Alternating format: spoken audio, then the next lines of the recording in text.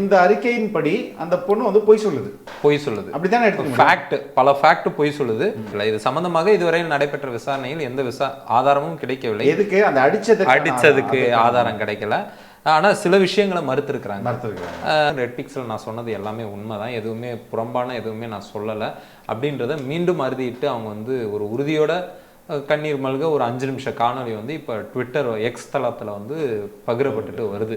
ஒரு வகையில் பார்த்தா அந்த பெண்ணை விட அவர் கொஞ்சம் ஸ்ட்ராங்காக இருக்கிறார் பல வகையில். ரெண்டாவது இவங்க இன்னொருத்தரை கை காட்டுறாங்க. அவர் வந்து ரொம்ப ஸ்ட்ராங். மனைவின்னு சொல்லாதீங்க, மனைவின்னு சொல்லுங்க. சரி, மனைவியா இருந்தா மனைவின்றது கூட வந்து அவங்க விருப்பம் நோனா நோ தான். ஆமாம், இப்போ மனைவியும் என்ன பண்ணணும்னு இருக்கு. ஸோ அது ஒன்று. இன்னொன்று அதில் வந்து இது என்கிட்ட எல்லா ஆதாரமும் இருக்குன்றார். இப்போ உங்ககிட்ட எப்படி வந்தது? அந்த பொண்ணு இன்னைக்கு பேசக்கூடிய அதான் சொல்றது, எங்கள்கிட்ட அவர் சொல்றாரு எங்கள்கிட்ட பல அணிகள் இருக்கு, இன்டிமிடேட் பண்றாரு. இது ஒரு வகையில ஒரு இன்டிமிடேஷன் தான், மிரட்டுறது தான். அதுதான் சொல்றேன். அந்த மிரட்டி 13 விங்கு இருக்கு. நீ வந்து எங்களால என்ன வேணாலும் பண்ண முடியும்ன்ற அந்த ஒரு தொனி எங்க இருந்து வருதுன்னு தெரியல. நீதிபதிகள் தானா முன் வந்து இந்த வழக்கை எடுத்தா மட்டும்தான் இது வந்து இந்த பொண்ணுக்கு ஏதாவது நீதி கிடைக்கும்னு சொல்றாங்க. நீதிபதிகளுக்கே இப்படி ஒரு சம்பவம் நடந்துகிட்டு இருக்குன்னு பாப்புலர் மீடியா சொன்னாதான் தெரியும். இல்லைன்னா எப்படி தெரியும்? தெரியாது. அவங்க என்ன ரெட் பிக்ஸை பார்த்தா அது பண்ண முடியாது, வாய்ப்புகள் இல்லை. ஆனா இந்த பெண் விஷயத்துல வந்து விவகாரத்துல அந்த பொண்ணு கத்திட்டே இருக்குது, அழுதுகிட்டு இருக்குது. ஒரு இது எங்க போகுது, ஏன் இப்படி மீடியா அமைதியா இருக்கு? இந்த மௌனமே வந்து நம்மளுக்கு ஒரு பெரிய வருத்தத்தை. நான் சொல்றேனே, நான் அந்த பொண்ணை நேர்காணல் பண்ணும்போது அந்த வீடியோ என்ன அது மேலே போட சொல்லுவோம். அவ்வளோ மீடியாஸ் என் ஆஃபீஸில் இருந்தாங்க. இந்த முனையில வச்சு என்னோட ஃப்ரண்ட் ஆஃபீஸில் வச்சு எல்லாரும் பேட்டி எடுத்தாங்க. ஆனால் அந்த பேட்டி எங்கேயுமே எல்லா சேட்டலைட் மீடியாவும் தமிழ்ல உள்ள மேஜர் சேட்டலைட் மீடியா எல்லாம் எடுத்தாங்க. கீழே வச்சு நேஷனல் மீடியா எடுத்திருக்காங்க. NDTVல வந்திருக்குது. ஐ திங்க் இந்தியா டுடேல வந்திருக்குன்னு நினைக்கிறேன். பியாண்ட் தட் இங்கே அது பேசு பொருளாகவே ஆக்கப்படலை. ஒருவேளை இந்த சமூக வலைதளங்களே இல்லைன்னா அந்த அப்படி ஒரு பொண்ணு இருப்பதாக கூட தெரிஞ்சிருக்காது. ஸோ இந்த சேட்டலைட் சேனல்ஸ்ல EPS இதை பத்தி பேச போடுறாங்க. ஆமா, இந்த பையன் மேல ஆக்ஷன் எடுத்து திமுக விலக்கி விட்டது அப்படின்னா அதை போடுறாங்க. இன்னொன்னு நேத்து மறுபடியும் EPS இதை பத்தி பேசியிருக்கிறாங்க. நான் உண்மையிலே கேட்கிறேன், இப்போ உங்களுக்கு ரெட் பிக்ஸை என் வழக்குக்கு முன்னாடியும் தெரியும், இப்பயும் தெரியும். முன்னாடி ஆஃபீஸ் எப்படி இருக்கும், எத்தனை கேமராஸ் இருக்கும், இப்போ எத்தனை இருக்கு? முன்னாடி 10 இருந்தது, இன்னைக்கு 2 இருக்கு. அதுக்கான காரணம் என்னன்னு தெரியும். அது எல்லாமே வழக்குல போய் இன்னும் எனக்கு எந்த எக்யூப்மெண்ட்ஸும் ரிட்டர்ன் வரல, அதுவும் உங்களுக்கு தெரியும். நீங்களும் அந்த கேஸை எனக்கு ஹெல்ப் பண்ணிட்டு இருக்கீங்க. அப்படி இருக்கும்போது நான் மட்டும் எதுக்கு இதுல வந்து கத்தின்னு கிடக்கணும்? வணக்கம். வணக்கம். நம்ம தொடர்ச்சியா அந்த அரக்கோணம் மாணவி அவங்களை பத்தி பேசிட்டு இருக்கோம்.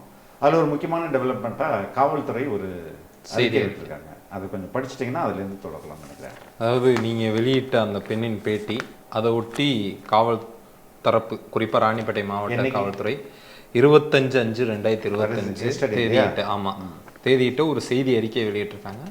இது இப்போ ஒரு சமீப காலங்களில் காவல்துறை சில சம்பவங்களில் ஊடகங்களில் வரும் பொழுது அவங்க சொல்லக்கூடிய வேர்ஷனுக்கு மாற்றா இல்லை அவங்க நினைக்கிறதா இருக்கக்கூடிய விஷயங்களுக்கு மாற்றா எதனா ஒரு செய்தி வந்தாலே இந்த மாதிரி செய்தி அறிக்கைகள் வெளியிடுறாங்க. எந்த அடிப்படையில் நாம் அந்த பெண்ணின் செய்தியை நம்ம வந்து போட்டோமோ, ஒரு ஊடகன்ற அந்த தார்மீக பொறுப்புலேருந்து நம்ம அந்த செய்தியை போட்டது மாதிரி ஒரு ஊடகமாக இருந்துக்கிட்டு இன்னொரு தரப்புடைய செய்தியை போட வேண்டியது பொறுப்பாக. அதுதான் நம்மளுடைய காவல்துறை செய்தியும் போடணும், அந்த வெர்ஷனையும் போடுவோம். ஏற்கனவே காவல்துறை இது மாதிரி ஒரு அறிக்கை விட்டுருந்தாங்க, அந்த அறிக்கையை நாங்கள் போட்டோம். இப்போ அந்த அறிக்கை என்னன்னு பார்த்துருவோம். ராணிப்பேட்டை மாவட்டம் அரக்கோணம் பகுதியை சேர்ந்த கல்லூரி மாணவி ஒருவர் காவனூர் பகுதியை சேர்ந்த தெய்வச்செயல் என்பவரால் ஏமாற்றி திருமணம் செய்யப்பட்டது சம்பந்தமாக கடந்த 22/5/2025 அன்று ரெட் பிக்ஸ் என்ற சேனலில் வெளியிடப்பட்ட மிகைப்படுத்தப்பட்ட காணொளி சமூக வலைதளங்களில் பரவி வருகிறது. மேற்படி சம்பவம் தொடர்பாக தெய்வச்செயல் என்பவர் மேற்படி பெண்ணுடன் போலியான பூசாரியை வைத்து திருமணம் செய்து கொண்டார் என்றும் அதற்கு சாட்சியாக அவரின் அக்கா என்று கூறிக்கொண்ட போலியான நபரை உடன் அழைத்து வந்தார் என்றும் மேற்கண்ட காணொளியில் தெரிவிக்கப்பட்டுள்ளது உண்மைக்கு மாறானது. மேலும் காவல்துறை விசாரணையில் அப்பெண்ணுக்கு எந்த நிர்பந்தமும் இன்றி திருமணம் நடைபெற்றதாக தெரிய வருகிறது. மேற்படி திருமணம் நடைபெற்றதற்கான வீடியோ மற்றும் புகைப்பட ஆதாரங்கள் கிடைக்கப்பெற்றுள்ளன.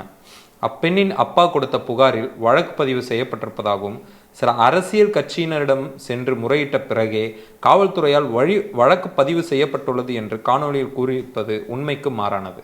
இச்சம்பவம் மேற்படி பெண் கொடுத்த புகாரின் பேரில் 10/5/2025 அன்றே அரக்கோணம் அனைத்து மகளிர் காவல் நிலையத்தில் வழக்கு பதிவு செய்யப்பட்டு புலன் விசாரணை மேற்கொள்ளப்பட்டு வருகிறது. முதல் தகவல் அறிக்கையின் நகலை அப்பெண்ணிற்கு கொடுத்த போது அவர் கையொப்பமிட மறுத்து நகலை வாங்கவில்லை. மேலும் விசாரணையில் அப்பெண்ணிடம் வழக்கிற்கு சம்பந்தமில்லாத கேள்விகளை காவல்துறையினர் கேட்டதாக காணொலியில் கூறியிருப்பது உண்மைக்கு மாறானது. பாலியல் வன்கொடுமை வழக்குகளை விசாரணை செய்யும் போது கடைபிடிக்க வேண்டிய அனைத்து வழிமுறைகள் மற்றும் சுற்றறிக்கையில் உள்ள அறிவுறுத்தலின்படி அனைத்து நடவடிக்கைகளும் முறையாக பின்பற்றப்பட்டு வழக்கு விசாரணை அதிகாரியால் வழக்கிற்கு சம்பந்தப்பட்ட கேள்விகள் மட்டுமே அப்பெண்ணின் கேட்கப்பட்டு வழக்கிற்கு தேவையான தகவல்கள் மட்டும் விசாரணையில் மேற்கொள்ளப்பட்டுள்ளது. மேற்படி பெண் மற்றும் தெய்வச் செயல் இருவரையும் ஒன்றாக உட்கார வைத்து விசாரித்ததாகவும் விசாரணையில் தெய்வச் செயல் அப்பெண் வேண்டாம் என்று சொல்லிய போதிலும் அவர் திருமணம் செய்ததாக ஒப்புக்கொண்டதை காவல்துறையினர் வீடியோ பதிவு செய்ததாக காணொலியில் கூறியிருப்பது உண்மைக்கு மாறானது. மேற்படி பெண் காவல்துறையினர் விசாரணை செய்ததை மிகைப்படுத்தி கூறியுள்ளார். அதுபோல எதுவும் நடைபெறவில்லை. மேற்படி தெய்வச் செயல் என்பவர் அரசியல் கட்சி பொறுப்பில் இருக்கும் காரணத்தால் காவல்துறை அவரை காப்பாற்ற நினைப்பதாகவும் அதனால் தன்னை அலைக்கழித்ததாகவும் காணொலியில் கூறியிருப்பது உண்மைக்கு மாறானது. காவல்துறையினரால் எந்த பாகுபாடும் இன்றி முறையான விசாரணை மேற்கொள்ளப்பட்டு வருகிறது. அப்பெண் மருத்துவமனையில் இருந்தபோது வலுக்கட்டாயமாக சிகிச்சை பாதையிலேயே மிரட்டி அழைத்து செல்லப்பட்டதாக காணொலியில் குறிப்பிட்டுள்ளார். காவல்துறையினர் விசாரணையில் மேற்படி அப்பெண் அவருடைய விருப்பத்தின் பேரிலேயே மருத்துவமனையிலிருந்து சென்றுள்ளார் என்றும் தெரிய வருகிறது. கடந்த ஏப்ரல் 17 அன்று தெய்வச்செயலின் முதல் மனைவி அப்பெண்ணின் அம்மாவிற்கு போன் செய்து மிரட்டியதாகவும் ஏப்ரல் 18 அன்று தெய்வச்செயல் அப்பெண்ணை அடித்து துன்புறுத்தி எங்கு அழைத்தாலும் வர வேண்டும் என்று மிரட்டியதாகவும் மற்றும் மே 5 அன்று அப்பெண் தேர்வு எழுத சென்றபோது தெய்வச்செயல் அவரை அடித்து வலுக்கட்டாயமாக காரில் கடத்தி சென்றதாகவும் காணொலியில் கூறப்பட்டுள்ளது. இது சம்பந்தமாக இதுவரையில் விசாரணை நடைபெற்ற விசாரணையில் எந்த ஆதாரமும் கிடைக்கப்பெறவில்லை. தொடர்ந்து காவல்துறை விசாரணை செய்து வருகிறது. ஓகே, இந்த அறிக்கையிலும் கூட காவல்துறை இன்னும் இதை க்ளோஸ் பண்ணல. சில ஃபேக்ட்ஸை மறுக்கிறாங்க. Ongoing investigation. கடைசியில இந்த அறிக்கையின்படி அந்த பொண்ணு வந்து பொய் சொல்லுது. அப்படிதானே எடுத்துக்கணும். ஃபேக்ட், பல ஃபேக்ட் பொய் சொல்லுது. ஆனா இந்த விஷயங்கள்லாம் வந்து நாங்க இன்னும் இன்வெஸ்டிகேட் பண்ணிட்டு வரோம். இப்போ வரைக்கும் சாட்சிகள் கிடைக்கல, எவிடன்ஸ் கிடைக்கல. இது சம்பந்தமாக இதுவரையில் நடைபெற்ற விசாரணையில் எந்த ஆதாரமும் கிடைக்கவில்லை. எதுக்கு அந்த அடிச்சதுக்கு ஆதாரம் கிடைக்கல. ஆனா சில விஷயங்களை மறுத்திருக்கிறாங்க. அதுக்கான ஆதாரம் கண்டிப்பா அவங்க வந்து குற்றறிக்கையை தாக்கல் பண்ணுவாங்க. அப்ப என்ன ஆதாரங்கள், அதை மறுக்கக்கூடிய வகையில என்ன இருக்கு அப்படின்றத காவல் தரப்பு இருக்கும். ஸோ இதுல வந்து அவங்க ஒரு ஆன்கோயிங் இன்வெஸ்டிகேஷன் தான் அவங்களும் சொல்லியிருக்கிறாங்க. இதுல முக்கியமான விஷயம், எந்த ஊடகங்களும் பேசாத போது இதை மறுத்துமே அந்த பொண்ணு வந்து இன்னொரு முக்கியமான விஷயம், இதை மறுத்து அந்த பெண் வந்து ஒரு 5 நிமிஷம் காணொலி ஒன்று அழுது போட்டிருக்கிறாங்க.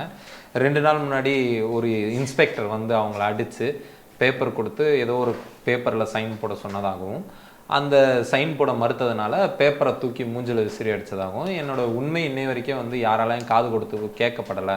மீண்டும் அதில் அந்த காணொலியில் அவங்க வந்து ஆளுநர் ஆர்.என். ரவிக்கு ஒரு கோரிக்கையும், எனக்கு அவர் ஆளுநரை சந்திக்கணும் அப்படின்னு அவங்க ஒரு கோரிக்கையும் விடுத்திருக்கிறாங்க.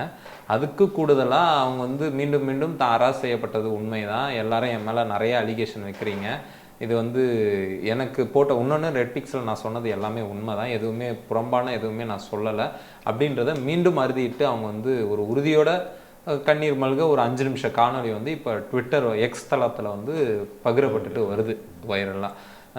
இது இப்படி போயிட்டுருக்கு. குறிப்பாக நான் சொல்லலாமா என்னன்னு தெரில, கள்ளக்குறிச்சி மாணவி வழக்குலையும் நீங்கள் வந்து ஒரு வழக்கறிஞராக அதில் ஒர்க் பண்ணிட்டுருக்கீங்க. அந்த பொண்ணோட ஸ்டேட்மெண்ட்ஸ் இது மட்டும் இல்லை, நிறைய ஸ்டேட்மெண்ட்ஸ் பார்த்துருப்பீங்க.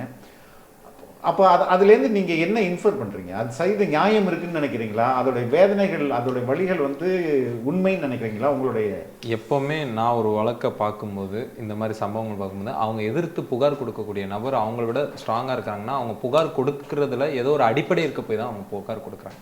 இப்போ இந்த பெண்ணை எடுத்துப்போமே, இவங்க வந்து ஒரு வகையில் பார்த்தா அந்த பெண்ணை விட அவர் கொஞ்சம் ஸ்ட்ராங்காக இருக்கிறார் பல வகையில். ரெண்டாவது இவங்க இன்னொருத்தரை கை காட்டுறாங்க, அவர் வந்து ரொம்ப ஸ்ட்ராங்காக இருக்கிறார். அப்படி இருக்கும்போது இந்த மாதிரியான ஒரு தரப்பை நம்ம வந்து ஒரு போலி புகாரில் சிக்க வச்சா அதோட விளைவுகள் என்னன்றது அந்த பொண்ணுக்கு மிக நிச்சயமாக தெரியும். அப்படி இருந்தபோதும் அந்த பொண்ணு ஏதோ ஒன்று சொல்ல வராங்கன்னா அதில் ஏதோ ஒரு அடிப்படை இல்லாமல் இல்லை. இன்னொன்று அவங்க கேட்கக்கூடிய, ஏன்னா ரொம்ப அவங்க என்னென்னா ஆளுநரை போய் சந்தித்தா தனக்கு எதனா தீர்வு கிடைக்காதா அப்படின்ற இதில் தான் போய் இது பண்ணுறாங்க. சிபிஐ விசாரணை கேட்குறது கூட அந்த அடிப்படையிலேருந்து தான்.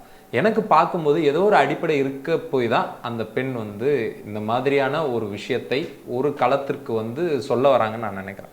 இப்போ நீங்கள் சொன்ன மாதிரி கள்ளக்குறிச்சி மாணவி எல்லா வழக்குலையும் போலீஸ் வெர்ஷனாக இருக்கட்டும், மீடியாவில் பேசக்கூடிய அந்த ஆளும் தரப்பு கட்சி வெர்ஷனாக இருக்கட்டும், எப்போவுமே நடந்த சம்பவத்துக்கு மாறாதான் இருக்குது. அதனால் வெறுமனே ஒரு உண்மை பரப்புரை ஒரு உண்மை பகிரப்பட்டு வரும் பொழுது இந்த மாதிரியான விஷயங்கள் நடப்பது தொடர்ச்சியாக இருக்குது.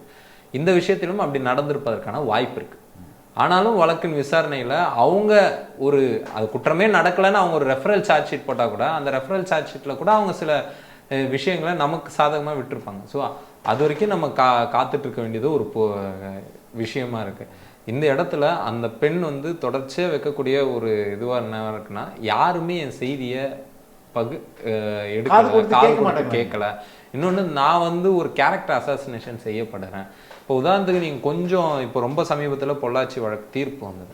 அந்த பாலியல் வன்கொடுமையில் நம்ம எல்லாருக்குமே ஞாபகம் இருக்கும். அந்த வழக்கின் போது அன்னைக்கு ஆண்ட கட்சி அதிமுகவை திமுக விட மிக கொடூரமாக எதிர்த்தோம். களத்தில் இருந்து போராடணும், அந்த செய்திகளை பதிவு பண்ணோம், அந்த தீர்ப்பை உள்ளபடியே அந்த பெண்களின் வெற்றியாக நம்ம கொண்டாடணும், உண்மை பக்கம் நின்று. அப்போ அந்த பெண்களும் இதே மாதிரியான ஒரு கேரக்டர் அசாசினேஷனுக்கு ஆளானாங்க. நீ ஏன் போன, நீ ஏன் அந்த நேரத்தில் போன, நீ ஏன் ஒருத்தன் கூப்பிட்டா ஒரு தனி அறைக்கு போவியா, இப்படிலாம் நடந்தது. இன்னொன்று, அந்த நிறைய அந்த பெண்களை பற்றி மீண்டும் அந்த பெண்களுக்கு அறிவுரை சொல்லக்கூடிய விஷயமா இருந்தது. இந்த பெண் விஷயத்துல அந்த மாதிரியான விஷயம் நடந்ததை என்னால் பார்க்க முடியுது. இப்போ உதாரணத்துக்கு அதை ஒட்டி அரக்கோணத்தில் நடந்த ஒரு திமுக பொதுக்கூட்டத்திலேயே மாணவின்னு சொல்லாதீங்க, கண்டன ஆர்ப்பாட்டம், பொதுக்கூட்டம் நினைக்க கண்டன ஆர்ப்பாட்டம், மாணவின்னு சொல்லாதீங்க, மனைவின்னு சொல்லுங்க. சரி, மனைவியா இருந்தா மனைவின்றது கூட வந்து அவங்க விருப்பம் நோனா நோ தான். ஆமாம், இப்போ மனைவியும் என்ன பண்ணணும்னு இருக்கு. ஸோ அது ஒன்று. இன்னொன்று, அதில் வந்து இது என்கிட்ட எல்லா ஆதாரமும் இருக்குன்றார். இப்போ உங்ககிட்ட எப்படி வந்தது? அந்த பொண்ணு இன்னைக்கு பேசக்கூடிய சொல்றது எங்கள்கிட்ட, அவர் சொல்றாரு எங்கள்கிட்ட பல அணிகள் இருக்கு, இன்டிமிடேட் பண்றாரு. இது ஒரு வகையில ஒரு இன்டிமிடேஷன் தான், மிரட்டுறது தான். அதுதான் சொல்றேன். அந்த மிரட்டி 13 விங்கு இருக்கு, நீ வந்து எங்களால என்ன வேணாலும் பண்ண முடியும்ன்ற அந்த ஒரு தொனி எங்க இருந்து வருதுன்னு தெரியல. ஒரு இப்போ போலீஸ் சொன்னபடி வழக்கு விசாரணை தான் நடந்துட்டு இருக்குல்ல, நீங்க ஏன் அவசரப்படுறீங்க? அந்த பெண் செய்தி போடட்டும். ஏதோ ஒரு இடத்துல அந்த பெண் தனக்கு நீதி கிடைக்கல, என்னை உட்கார வச்சு அவர் முன்னாடியே விசாரிக்கிறாங்கன்னு. இன்னொன்று, எல்லா காவல்துறையிலையும் வந்து காவல் நிலையங்களில் சிசிடிவி கேமரா இருக்குது. அந்த பெண் விசாரணைக்கு வந்ததும் சிசிடிவி கேமராவில் இருந்திருக்கும். அப்போ அதெல்லாம் போடலாமே தாராளமாக, முகப்பு துவாரங்கள்லாம் இருக்குது, நிறைய இருக்குது. ஸோ அதனால போலீஸ் வந்து அடிப்படை இல்லாமல் பொய் சொல்ல மாட்டாங்கன்னு நான் நினைக்கிறேன். அப்போ அதெல்லாம் வந்து ஆவணங்களாம் அவங்களுக்கு கூட வைக்கலாம், பாருங்க நாங்கள் தனியாக தான் விசாரிச்சோம். அந்த திமுக ஆர்ப்பாட்டத்தில் அவங்க பேசுறது, அந்த பையன் மேல ஒரு சர்ச்சை வந்துச்சு, உடனே நீக்கிட்டோம். இன்னொன்று, ஆனா இது வந்து ஒரு குடும்ப தகராறு. இன்னொன்று, அந்த பொண்ணு ஏற்கனவே ஒரு பையன் மேலே வந்து டிவிஎஸ்சி கம்ப்ளைண்ட் கொடுத்துருக்கு. She is already married. TVSC கம்ப்ளைண்ட்ல 3 லட்ச ரூபா செட்டில்மெண்ட் வாங்கியிருக்கு. நான் சொல்கிறேன், அது உண்மைதான். அந்த பொண்ணுக்கு ஏற்கனவே கல்யாணம் ஆனது உண்மை. அந்த பொண்ணு வந்து டிவிஎஸ்சி கேஸ் போட்டிருக்கிறது உண்மை. ஒரு பெண் அப்படி போட்டதுனால அடுத்து அந்த பொண்ணுக்கு எந்த ஒரு மறக்கவே இல்லையே. இன்னொன்னு அது சொல்லுது, இவங்க இன்வெஸ்டிகேட் பண்ணி புலன் விசாரணை பண்ணி அந்த பொண்ணு மறைச்சு எனது ஒற்றை கணவரான ஒரே ஒரு கணவர் தான் எனக்கு, அவர் தான் வந்து இப்படி பண்ணாரு, முதல் திருமணம் அப்படிலாம் அது எங்கேயுமே சொல்லலையே. அந்த பொண்ணு ஆல்ரெடி திருமணமானவர், இவரை வந்து அப்ரோச் பண்ணாரு, இதுக்கப்புறம் வந்து இப்படியான விஷயங்கள் நடந்தது, கட்டாயப்படுத்தினு அதெல்லாம் நிறைய சொல்லியிருக்காங்க. இன்னொன்று, அந்த பொண்ணை வந்து ஒரு விக்டிமை பிளேம் பண்ணுறதுக்குன்னு அது தவறு இல்லை தோழர். இது வந்து ஒரு ஆர்டினரி ரொம்ப சாதாரண குடும்பத்தை சேர்ந்த ஒரு பெண், அதுவும் இதுக்குன்னு ஒரு பெரிய பணபலமும் இல்லை, படைபலமும் இல்லை, அரசியல் பலமும் எதுவுமே இல்லை, ரொம்ப ஆர்டினரியான ஒரு பெண். அதற்கு எதிராக ஒரு கூட்டத்தை போட்டு ஒரு மேடையை போட்டு இவங்க பேசினாங்கன்னா அதோட மனநிலை எப்படியா இருக்கும்? இல்லை, அதுதான் அந்த பொண்ணு இன்னைக்கு வந்து அந்த கதறி வீடியோ போட்டதுக்கான காரணம் கூட அதுலேயும் ஒன்று. அவங்க குறிப்பிட்ட அந்த நபர், அந்த பொதுக்கூட்டத்தில் பேசின நபர், அவர்கிட்ட எப்படி இந்த விஷயங்கள்லாம் மெட்டீரியல் எவிடன்ஸ்லாம் எப்படி போச்சுன்னு எனக்கு தெரியல அப்படின்றாங்க. மீண்டும் மீண்டும் நான் என்ன சொல்கிறேன், சரி இப்போ உங்களுக்கே சந்தேகம் இருந்ததுன்னா அமைதியாக இருந்துருவோம், அந்த பெண் பேசட்டும். அந்த பெண் என்ன பேச வராங்கன்னு முன் வராங்கன்றதை கேட்போம் காது கொடுத்து. அவங்க ஏதோ ஒரு விஷயம், ஒரு வேர்ஷன் சொல்ல வராங்க, அவங்க வேர்ஷன் கேட்கப்படலை. இன்னொன்று, நான் அந்த எஃப்ஐஆரும் பார்க்க எனக்கு வாய்ப்பு கிடைச்சிது. ஒரு 4 பிரிவு தான் போட்டிருக்காங்க, ஏதோ ஸ்பெஷல் ஆக்ட் கூட போடலை. 4 விமன் ஹராஸ்மெண்ட் அந்த மாதிரியான ஆக்ட்ஸ் எதுவும் போடலை, வேற எதுவுமே போடலை. ஆனால் இந்திய தண்டனை சட்டத்தில் தான் பிரிவுகளில் தான் போட்டிருக்காங்க. செக்ஸுவல் ஹராஸ்மெண்ட், அப்புறம் ஐபிசி அஃபென்ஸ் தான் போட்டிருக்காங்க.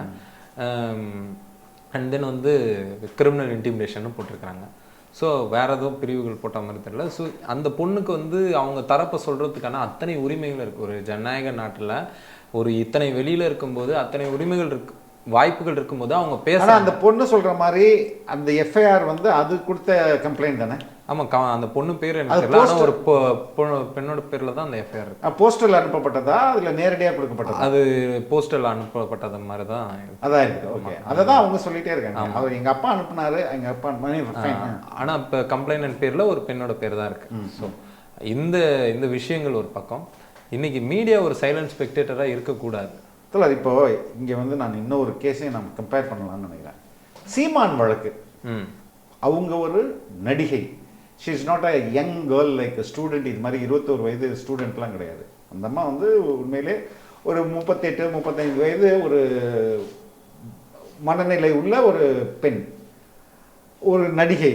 அவங்களுக்கு இது ஒரு இந்த இன்டையர் அட்மினிஸ்ட்ரேஷனை எப்படி அணுகிறதுன்னெலாம் தெரியும். ஆனால் அவர்களுக்கு கொடுக்கப்பட்ட மீடியா அட்டென்ஷன் எப்படி, இந்த கேஸுக்கு கொடுக்கப்படுற மீடியா அட்டென்ஷன்? நான் இப்பயும் சொல்கிறேன், அவங்களுக்கு கொடுத்த மீடியா அட்டென்ஷன் தப்பு இல்லை. ஆனால் இந்த பொண்ணுக்கு அதை ஒரு ஒரு பெரிய ஒரு விஷயமா ஆக்குனதும் இதை ஒன்றுமே இல்லாத நானும் காலிலேருந்து சர்ச் பண்ணி பார்க்குறேன் எத்தனை மீடியா சேட்டலைட் மீடியா போட்டிருக்குன்னு பார்த்தா இந்த யூடியூப் மீடியாக்கள் தான் அந்த பொண்ணோட பேட்டியை வந்து அதிகமாக ஒளிபரப்பியிருக்காங்க. ஒரு பேட்டி கூட இல்லை, அதை பற்றி பேசியிருக்கிறாங்க. பேட்டி இல்லை, அந்த பொண்ணு மீடியா அட்ரஸ் பண்ணதை பெருசாக எதுவுமே வரல. ஒருவேளை இந்த சமூக வலைதளங்களே இல்லைன்னா அந்த அப்படி ஒரு பொண்ணு இருப்பதாக கூட தெரிஞ்சிருக்காது.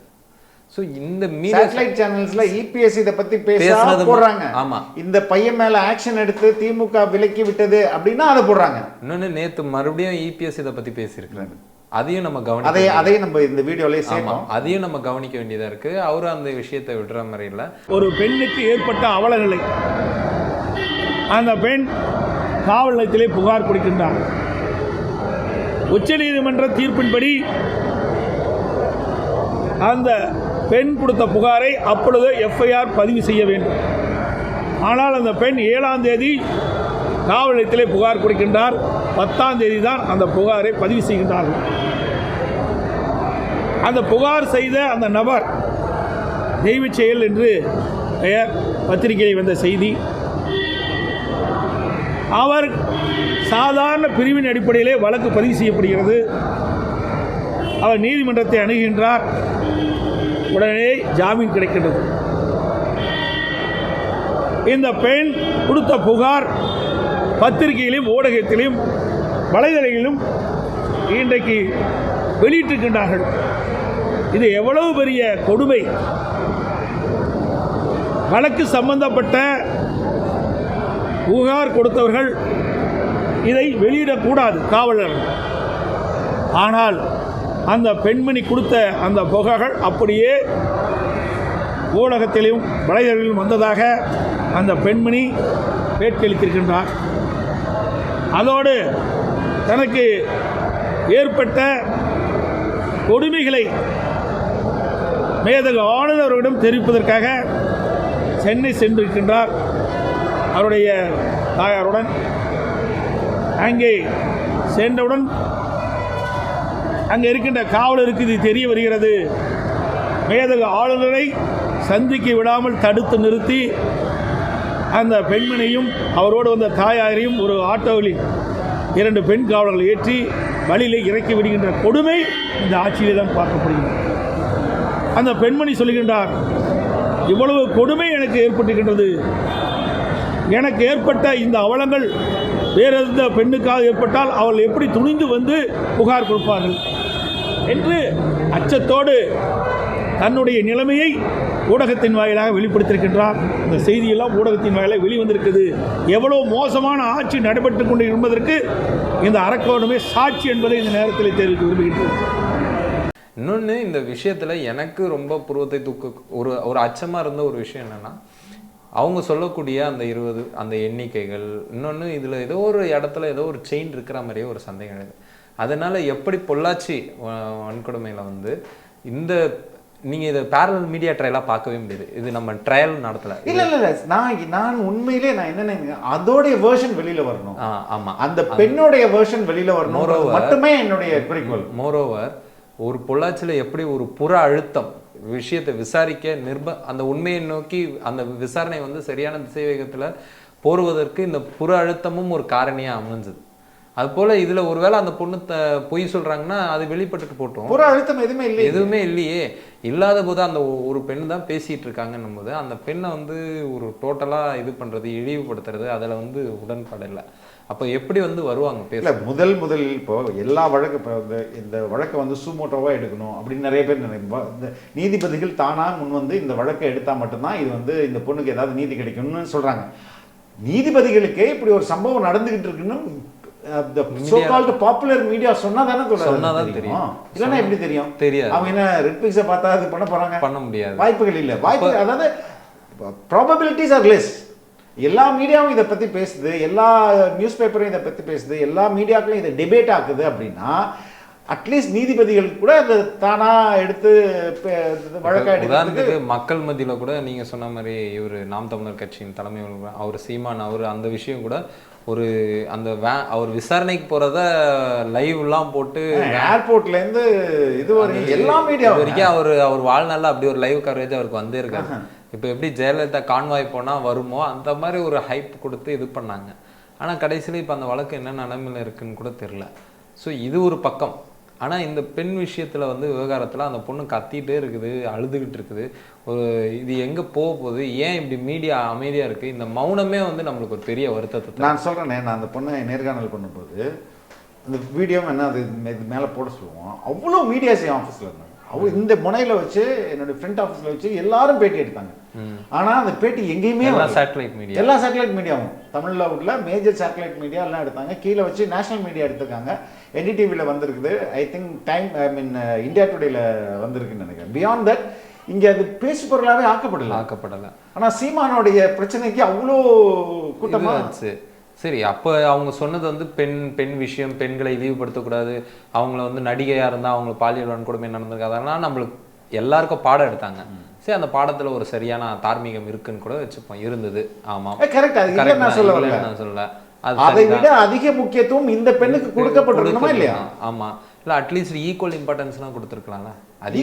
அதிகமா she deserves more. Yes. அப்போ இன்னொன்று எந்த ஒரு பலமும் இல்லாத ஒரு பெண்ணுன்னும் போது, பின்புலமும் இல்லாத ஒரு பெண் என்பது அவள் பெண்ணின் போது அவளுக்கான அந்த வந்து அந்த முக்கியத்துவம் கொடுத்துருக்கணும். கொடுக்கல. கொடுத்த ஊடக இந்த மாதிரி செய்தி அறிக்கை எழுதுறாங்க. இப்போ இது இது இது ஒரு வகையான ஒரு இல்லை, இது ஒரு செய்தி அறிக்கை தான். அவங்க வருஷன் இல்லைங்க, இந்த மாதிரி ஊடகத்தில் வந்த செய்தியில் வந்து உண்மை இல்லை அப்படின்னு சொல்கிறாங்க. உண்மை இல்லைன்றதையும் நம்ம படிச்சுட்டோம், மக்கள் முடிவு பண்ணிட்டோம். அந்த பெண் பேசியிருக்கிறாங்க, காவல்துறை இந்த மாதிரி உண்மை இல்லைன்னு 4 பேசின விஷயங்கள் உண்மை இல்லை. ஏன் உண்மை இல்லைன்றத காவல்துறை கண்டிப்பாக தெரியன்றாங்க. விசாரணையில் தெரிய வந்ததை காவல்துறை மிக நிச்சயமா வந்து தெரிய வந்ததை தெரியப்படுத்துவாங்க. யார் தரப்புக்கு தெரியப்படுத்தணுமோ அவங்களுக்கு தெரியப்படுத்துவாங்க. ஆனால் இனியும் அந்த பெண் வன்கொடுமை செய்யப்படக்கூடாது இந்த விசாரணை என்ற பேரில். அது நம்ம ஒரு அக்கறையாகவும் இருக்கு. பல வருஷம் நம்ம பிரேக் பண்ணியிருக்கோம். குறிப்பாக விக்கி என்கிற விக்னேஷ் அவருடைய கஸ்டடி டெத்தாக இருக்கட்டும்.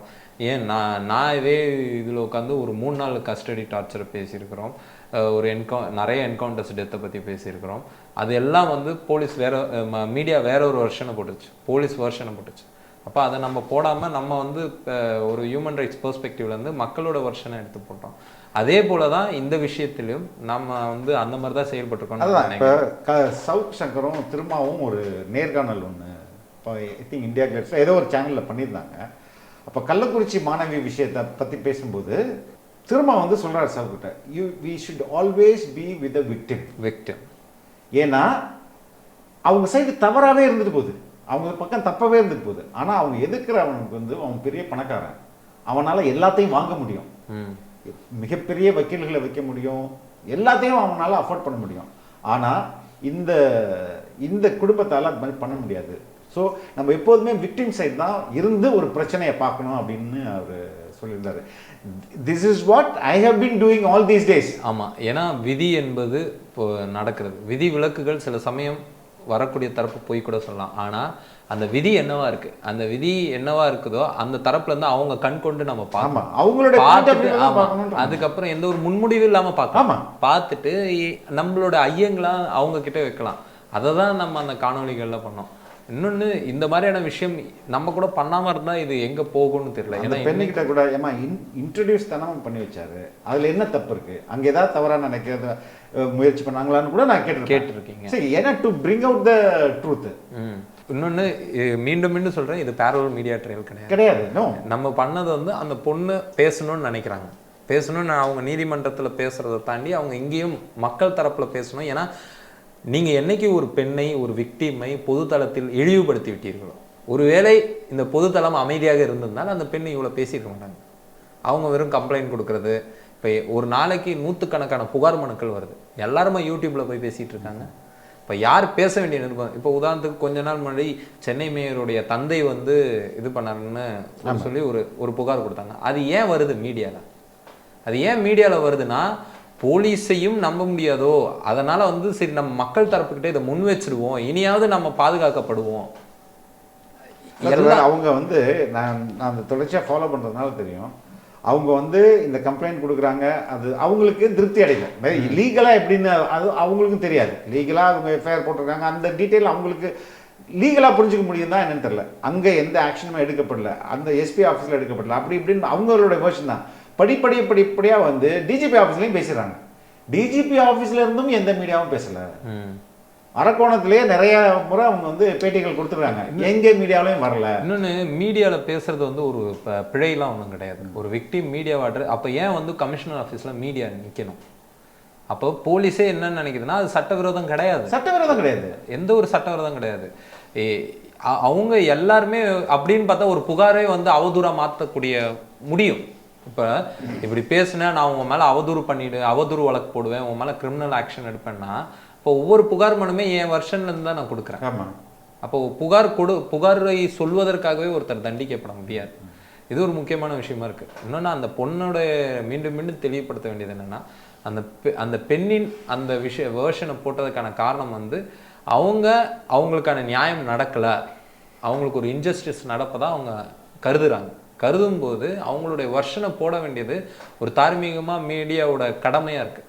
இதையெல்லாம் தாண்டி நீங்கள் கூட நிறைய முறை பேசும்போது சொல்லுவீங்க, ஒரு செய்தி என்பது, அதுக்கு விளக்கமாக நீங்கள் சொல்லுவீங்க, செய்தி என்பது மற்றவங்க பேச முடியாத, பேச மறுக்கிற, பேச பயப்படுற ஒரு விஷயத்தை நாம் பேசுவது தான் செய்தி. அது உண்மையும் கூட. அப்போ மற்றவங்க பேசாததை, பேச மறுக்கிற, பேச பயப்படுகிற ஒரு விஷயத்தை பேசுவது செய்தி தான். அது அவதூறு கிடையாது, அது பொய்யை பரப்புவது கிடையாது. இல்லை, அதுதான் நம்மளுடைய கடமைன்னு நினைக்கிறேன். இன்னொன்று, இன்னைக்கு நம்ம ஒரு முக்கியமான காலகட்டத்தில் வந்துட்டு இருக்கோம். எல்லா ஊடகங்களும் ஏதோ ஒரு வகையில் ஒரு மாதிரி விலை பேசப்பட்டது போல ஒரு தோற்றம் இருக்கு. உண்மையும் கூட. நான் உண்மையிலே கேட்குறேன், இப்போ உங்களுக்கு ரெட்பிக்ஸை என் வழக்குக்கு முன்னாடியும் தெரியும், இப்பயும் தெரியும். முன்னாடி ஆஃபீஸ் எப்படி இருக்கும், எத்தனை கேமராஸ் இருக்கும், இப்போ எத்தனை இருக்கு? முன்னாடி 10 இருந்தது, இன்னைக்கு 2 இருக்கு. அதுக்கான காரணம் என்னன்னு தெரியும். அது எல்லாமே வழக்குல போய் இன்னும் எனக்கு எந்த எக்யூப்மெண்ட்ஸும் ரிட்டர்ன் வரல, அதுவும் உங்களுக்கு தெரியும். நீங்களும் அந்த கேஸை எனக்கு ஹெல்ப் பண்ணிட்டு இருக்கீங்க. அப்படி இருக்கும்போது நான் மட்டும் எதுக்கு இதுல வந்து கத்தின்னு கிடக்கணும்? கண்டிப்பா. இன்னொன்னு, எல்லாரும் என்ன நினைக்கிறாங்க, இது கூட பேசலாமா, இது இந்த சம்மந்தம் இல்லாமல், ஏன்னா ஒரு விஷயத்தை தெளிவுபடுத்தி ஆகணும். நான் இன்னைக்கும் வந்து நீங்கள் கைது செய்யப்பட்ட போது இது வந்து ஒரு அதிமுக ஆதரவு சேனல், பிஜேபி ஆதரவு சேனல்னு சொன்னாங்க. அப்போ நான் அவங்களுக்கு ஒரே ஒரு விஷயம் தான் சொன்னேன். ஒரு ப்ரைம் டைம் பீரியட் இருந்தது. அது என்ன பீரியட்னா, நாடாளுமன்ற தேர்தல் பீரியட். அந்த டைமில் நீங்கள் ரெட்பிக்ஸோட சேனலோட வீடியோஸை சும்மா ஒரு ஸ்க்ரூட்னிக்கு உட்படுத்துங்க. 100 வீடியோஸ் எடுத்துக்கோங்க. கடந்த அந்த குறிப்பாக அந்த ஏப்ரல் மே மாதம், அப்போ தான் தேர்தல் நடந்ததுன்னு நினைக்கிறேன். மார்ச் ஏப்ரல் மே கூட வச்சுக்கோங்க. அதிக காணொலிகள் வந்து திமுக பேச்சாளர்கள் மோடியை திட்டி, அதிமுகவை திட்டி பேசின காணொலிகள். பொதுக்கூட்டத்தில் நீங்கள் போட்டது. பர்சனல் இன்டர்வியூவில் நீங்கள் அன்னைக்கு ரூலிங் பார்ட்டியாக என்ன பண்ணுச்சோ அதை நீங்கள் போட்டிருக்கீங்க. ஸோ இது ஒன்றுமே சொல்லுவோம் ஒரு ஊடகம் அது எப்படி நடந்துக்குச்சுன்றதுக்கு. இன்னொன்று, இதே இடத்துல அதிமுக ஆட்சி காலத்தில் நடந்த கஸ்டடி டார்ச்சர் பற்றியும் பேசியிருக்கிறேன். அதிமுக ஆட்சி காலத்தில் நடந்த அவலங்கள் பற்றியும் பேசியிருக்கேன். அன்னைக்கு பேசின நான் இன்னைக்கு திமுக பேசுறதுக்கான காரணம், இன்னைக்கு ரூலிங் பார்ட்டி அவங்க இருக்கிறாங்கன்னும் பொழுது அவங்களுடைய அரசு ஏஜென்சிஸ் வந்து செயல்படக்கூடிய விதம் முன்ன இருந்தது அப்படியே தொடருது, எந்த ஒரு மாற்றமும் இல்லை. இன்னும் மோசமாக இருக்கு. இன்னும் வந்து அவங்க வந்து ஒரு வகையில் நான் அதிமுக ஆட்சி காலத்தில் பார்க்காத ஒன்று இன்னைக்கு என்ன நடந்துட்டு இருக்குன்னா, ஊடகங்கள் ஹைஜாக் செய்யப்பட்டது. அதிமுக ஆட்சி காலத்தில் நான் இப்படி வந்து ஒரு கையறு நிலையை ஒருபோதும் உணர்ந்தது இல்லை. குறைந்தபட்சம் கலைஞர் டிவி போடுவாங்க, சன் டிவி போடுவாங்க, நியூஸ் 7 போடுவாங்க, எல்லாம் நான் இப்போ பேர் சொல்கிறதுனால ஒன்றும் தப்பு கிடையாது, எல்லா சேனலும் போட்டாங்க. உதாரணத்துக்கு சொல்லணும்னா கேபி பார்க் விஷயம் வந்து ஊடகங்கள் போடலை, இந்த யூடியூப் மீடியாஸ் தான் போட்டாங்க ஃபர்ஸ்ட். அதுவும் அது அதிமுக இமிடியேட்டாக இருந்தது. திமுக ஆட்சி வந்து ஒரு அந்த ஒரு ஹனிமூன் பீரியடில் அந்த விஷயம் வந்து பெருசாக பேசப்பட்டது. அதனால கூட அதிமுக குறை சொல்வதற்காக கூட அது போட்டாங்களோன்னு இப்போ ஒரு சின்ன. ஸோ எதுக்கு சொல்ல வரேன்னா, இன்னைக்கு மீடியா வந்து ரொம்ப மீடியான்றது மீடியாவாக இல்லை, ஒரு ஐடி விங் போல இருக்கு. ஆமாம், அந்த ஐடி விங் எதிர்த்து தான் இன்றைக்கி நம்ம போராட்டம் பண்ண வேண்டியதாக இருக்குது. இன்றைக்கி மீடியான்றவங்க யாராக இருக்கணும்? நேற்று நியூஸ் மினிட்ல ஒரு முக்கியமான விஷயம் போட்டிருக்காங்க. ஒரு ஆர்டிஐ மூலம் வந்து கஸ்டடி டார்ச்சரை பற்றி போட்டிருக்காங்க. அதுக்கு இந்த அரசோட பதில் என்ன? 300க்கும் மேற்பட்டோர் வழிக்கு விழுந்ததாக கை உடைக்கப்பட்டு. ஸோ அது ஒரு முக்கியமான விஷயம். 300 பேர். இது வந்து பிரிட்டிஷ் காலகட்டத்தில் கூட நடக்காத ஒரு விஷயம். நிலப்பிரபு காலகட்டத்தில் நடக்கும், கையை உடைப்பது, காலை உடைப்பது, மன்னராட்சி காலத்தில் நடக்கும்.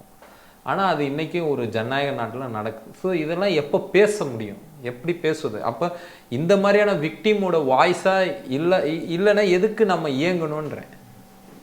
விக்டிம் இப்போ அந்த கருணாநிதினு ஒரு முன்னாள் எம்எல்ஏவுடைய வீட்டில் ஒரு சிறுமி வேலைக்கு போகிறதுல அதில் வன்கொடுமை நடந்ததுன்னு ஒரு விஷயம் இருக்குல்ல, அதில் போலீஸ் வெர்ஷனை பேசுறதுக்கே பலர் இருந்தாங்க. அது அது எப்படி தான் நம்மளாம் அதில் வந்து அதில் எவிடன்ஸ் கதிர் தான் ரொம்ப ஒர்க் பண்ணாரோ, அது கூட நான் தொடர்ச்சியாக அந்த இஷ்யூவை பேசியிருக்கேன். என்னையை பொறுத்தவரையும் we should always see everything from the victim point of view.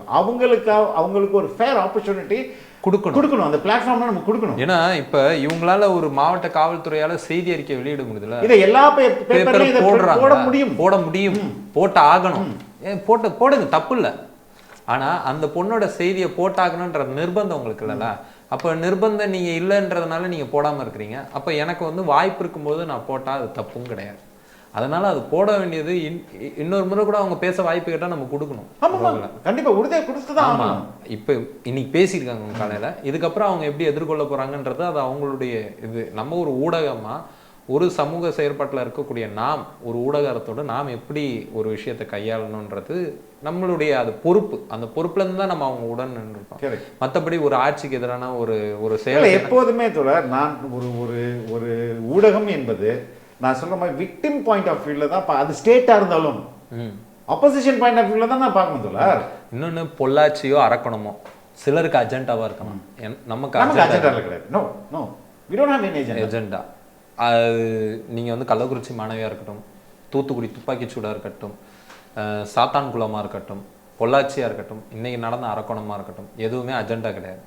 ஏதோ ஒரு வகையில் அநீதிக்கு எதிரான நீதியின் குரலாக நிற்க வேண்டும் என்பது தான் நம்மளுடைய நோக்கமாக இருக்குது.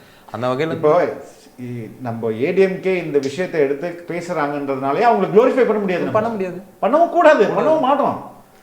அவங்க இதை எடுத்து பேசுறாங்க, தட்ஸ் இட். அவங்க நாட்டை எடுத்து பேசலன்னா இதுக்கு இன்னும் கூட இம்பார்ட்டன்ஸ் கிடைச்சிருக்காது நினைக்கிறேன். ஜெயலலிதா வழக்கில் அந்த விசாரணை நீதிமன்றமா உயர்நீதிமன்றமா, இஃப் ஐம் நாட் மிஸ்டேக், ஒரு அப்போசிஷன் பார்ட்டி வந்து ஒரு வாட்ச் டாக்னு சொல்லி அன்பழகன் தொடுத்த வழக்கில் அவரை இம்ப்ளீட் பண்ண, அதில் வந்து அப்போசிஷன் பார்ட்டி தான் ஒரு வாட்ச் டாக்னு. அப்போ ஒரு வாட்ச் டாகா இருந்து அவர் செய்ய வேண்டிய வேலையை அவர் செய்யறாரு. மீடியாவும் it's a watchdog of Indian Constitution. அப்ப நம்ம குலைக்க தான் முடியும், சத்தத்தை தான் ஏற்படுத்த முடியும், மக்கள்கிட்ட இந்த செய்தியை கொண்டு போய் சேர்க்கறது தான் நம்மளுடைய அந்த வேலையை தான் நம்ம செய்யறோம். அந்த வேலையை செய்வதில் எந்த ஒரு தயக்கமும் இருக்கக்கூடாது. ஸோ நம்ம பொறுத்திருந்து தான் பார்க்கணும் இது எந்த கட்டத்தை நோக்கி போகுதுன்றத. ஏன்னா இந்த செய்தி அறிக்கையிலும் காவல்துறை வந்து எந்த விஷயத்தையும் முடிச்சு வைக்கல. Issues are not been settle yet. அவங்க வந்து விசாரணை நடைபெற்று வருகிறதுன்னு இருக்காங்க, நடைபெற்றுட்டு வரட்டும். அன்பார்ந்த ரெட்பிக்ஸ் உறவுகளே, பல்வேறு அடக்குமுறைகளையும் ஒடுக்குமுறைகளையும் தாண்டி இன்று வரை எந்த ஒரு அரசியல் கட்சிக்கும் பக்கசார்பில்லாமல் தொடர்ந்து மக்களை மட்டுமே மையப்படுத்தி இயங்கி வரும் ஊடகம் ரெட்பிக்ஸ் என்பது உங்கள் அனைவருக்கும் நன்கு தெரியும். தொடர்ந்து நாங்கள் ஒரு சுதந்திரமான ஊடகமாக செயல்பட உங்களின் நிதி உதவி எங்களுக்கு தேவை. உங்களால் முடிந்த அளவு எங்களுக்கு நிதி உதவி செய்யுங்கள். திரையில் தெரியும் இந்த QR கோடை பயன்படுத்தியோ அல்லது டிஸ்கிரிப்ஷனில் உள்ள தகவல்களை பயன்படுத்தியோ நீங்கள் உங்களால் முடிந்த அளவுக்கு எங்களுக்கு நிதி உதவி செய்யுங்கள். நன்றி, ரொம்ப ரொம்ப நன்றி. நன்றி, தேங்க்யூ.